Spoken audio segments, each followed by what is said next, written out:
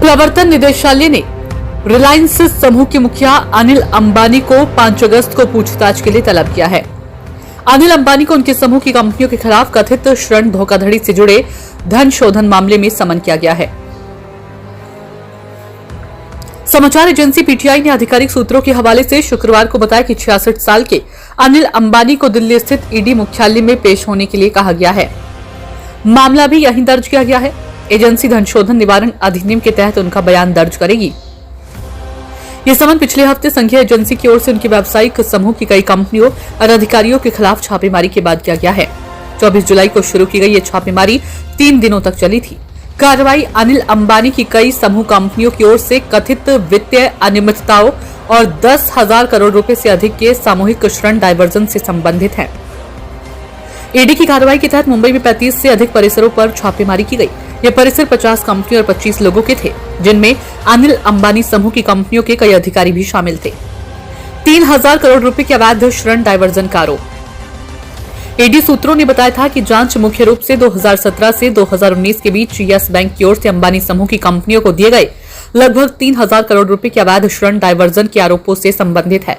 समूह की 2 कंपनियों रिलायंस पावर और रिलायंस इंफ्रास्ट्रक्चर ने स्टॉक एक्सचेंज को बताया था कि छापों का उनके व्यावसायिक संचालन, वित्तीय प्रदर्शन, शेयरधारकों, कर्मचारियों किसी अन्य हितधारक पर बिल्कुल कोई प्रभाव नहीं पड़ा है।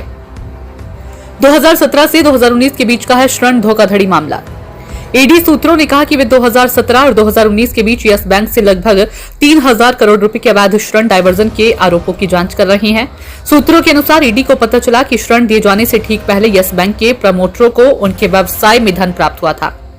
इसे देखते हुए एजेंसी रिश्वत और ऋण के इस गठजोड़ की जांच कर रही है। सूत्रों ने बताया कि संघीय एजेंसी रिलायंस अंबानी समूह की कंपनियों को यस बैंक की ओर से ऋण स्वीकृतियों में घोर उल्लंघनों के आरोपों की पड़ताल कर रही है। ईडी की कार्रवाई राष्ट्रीय आवास बैंक, भारतीय प्रतिभूति और विनिमय बोर्ड, राष्ट्रीय वित्तीय रिपोर्टिंग प्राधिकरण बैंक ऑफ बड़ौदा और केंद्रीय जांच ब्यूरो की ओर से दर्ज 2 एफआईआर सहित कई नियामक और वित्तीय निकायों से प्राप्त इनपुट पर आधारित है। एसबीआई ने आरकॉम और अनिल अंबानी को फ्रॉड की श्रेणी में रखा। ईडी की छापेमारी एसबीआई की ओर से हाल ही में अनिल अंबानी और उनकी कंपनी रिलायंस कम्युनिकेशंस को फ्रॉड के रूप में वर्गीकृत करने के बाद हुई थी।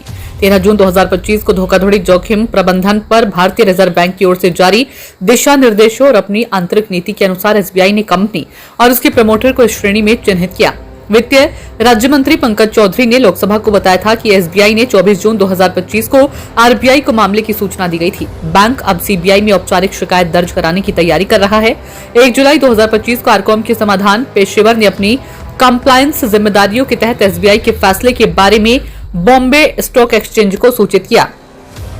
14,000 करोड़ रुपए से अधिक की ऋण धोखाधड़ी का आरोप। रिलायंस कम्युनिकेशंस लिमिटेड पर कथित तौर पर 14,000 करोड़ रुपए से अधिक की ऋण धोखाधड़ी का आरोप है। रिलायंस कम्युनिकेशंस लिमिटेड पर केनरा बैंक के साथ भी कथित तौर पर 1,050 करोड़ रुपए से ज्यादा की धोखाधड़ी करने का आरोप है। आधिकारिक सूत्रों ने बताया है कि कंपनी के अघोषित विदेशी बैंक खातों और विदेशी संपत्तियों की भी जांच की जा रही है। जांच में और भी खुलासे होने की संभावना है।